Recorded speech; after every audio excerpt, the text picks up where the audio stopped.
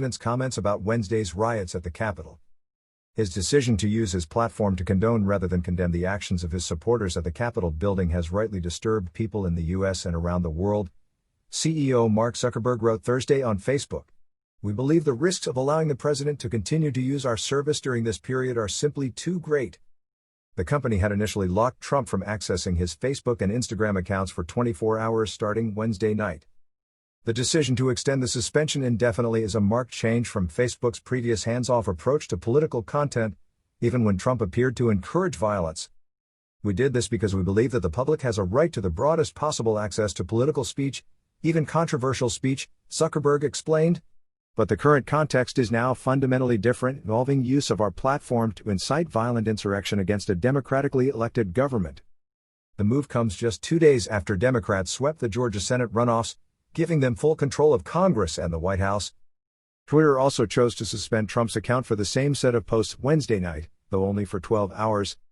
A spokesperson for Twitter declined to comment on plans to extend that suspension, which expired Thursday morning. The first violating post was a video urging Trump's supporters who broke into the Capitol to retreat, while simultaneously praising the mob and repeating false claims about voter fraud. This was a fraudulent election, but we can't play into the hands of these people, Trump said in the video. We have to have peace. So go home. We love you. You're very special.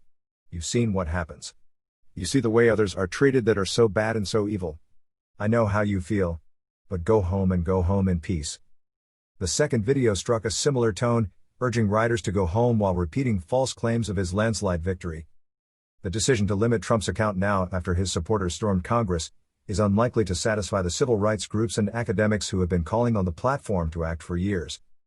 Senator Mark Warner, Democrat Virginia, who's expected to take the gavel as chairman of the Senate Intelligence Committee later this month, called the actions too little too late. While I'm pleased to see social media platforms like Facebook, Twitter, and YouTube take long-belated steps to address the president's sustained misuse of their platforms to sow discord and violence, these isolated actions are both too late and not nearly enough, he said in a statement Thursday. Disinformation and extremism researchers have for years pointed to broader network-based exploitation of these platforms.